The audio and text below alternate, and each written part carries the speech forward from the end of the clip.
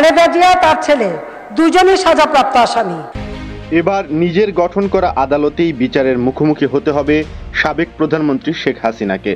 2008 সালের নির্বাচনী ইশতেহারের প্রতিশ্রুতি বাস্তবায়নে গঠন করা আন্তর্জাতিক অপরাধ ট্রাইব্যুনালে এবার শেখ হাসিনার বিরুদ্ধে দায়ের করা হয়েছে কয়েকটি মামলা। কোটা সংস্কার আন্দোলনে গণহত্যা চালানো এবং 2013 সালের 5 মে শাপলা চত্বরে গণহত্যার অভিযোগেও মামলা করা হয়েছে শেখ হাসিনার বিরুদ্ধে। ছাত্র জনতার প্রবল গণ আন্দোলনের মুখে 5 আগস্ট পদত্যাগ করে ভারতে গিয়ে আশ্রয় নেন সাবেক প্রধানমন্ত্রী শেখ হাসিনা। ছাত্র জনতার আন্দোলন ঘিরে 1 জুলাই থেকে 5 আগস্ট পর্যন্ত যেসব হত্যাকাণ্ড ঘটেছে সেগুলোর জন্য নির্দেশদাতা হিসেবে শেখ হাসিনার বিরুদ্ধে এসব অভিযোগ দায়ের করা হয়েছে। যমুনা রেফ্রিজারেটর, খাবার ফ্রেশ তো লাইফ জম্পেশ।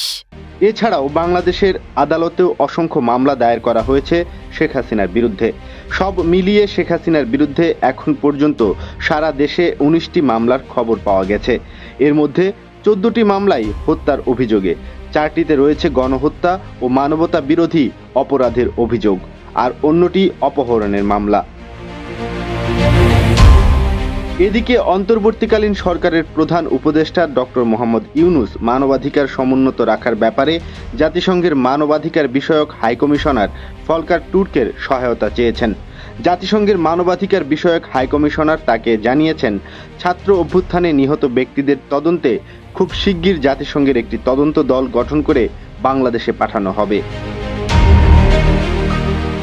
আন্তর্জাতিক অপরাধ ট্রাইব্যুনাল গঠিত হয়েছে আন্তর্জাতিক অপরাধ আইন 1973-এর অধীনে। এই আইন অনুযায়ী ট্রাইব্যুনালের বিচারে দোষী সাব্যস্ত ব্যক্তিকে মৃত্যুদণ্ডের বিধান রয়েছে। যেহেতু জাতিসংঘ মৃত্যুদণ্ডের বিষয়টি অনুমোদন করে না, তাই এক্ষেত্রে জাতিসংঘের যুক্ততার সুযোগ নেই। তবে বাংলাদেশ চাইলে ছাত্র জনতার গণ আন্দোলনে ক্ষমতাচ্যুত প্রধানমন্ত্রী শেখ হাসিনা সহ অভিযুক্ত ব্যক্তিদের বিরুদ্ধে গণহত্যা ও মানবতা বিরোধী অপরাধে অভিযোগের তদন্তে জাতিসংঘ আলাদা প্রক্রিয়ার মাধ্যমে সহায়তা করতে তৈরি রয়েছে বলেও জানিয়েছেন ফলকার টুর্ক।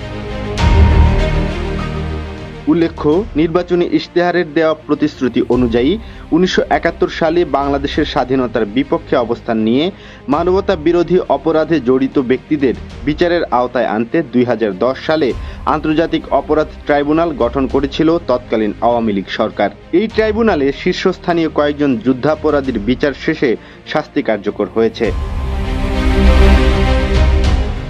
এদিকে সাবেক প্রধানমন্ত্রী শেখ হাসিনাকে দ্রুততম সময়ের মধ্যে বিচারের আওতায় আনার জন্য দেশে ফিরিয়ে আনার তৎপরতা চালানো হচ্ছে বলে মন্তব্য করেছেন তথ্য ও সম্প্রচার উপদেষ্টা নাহিদ ইসলাম।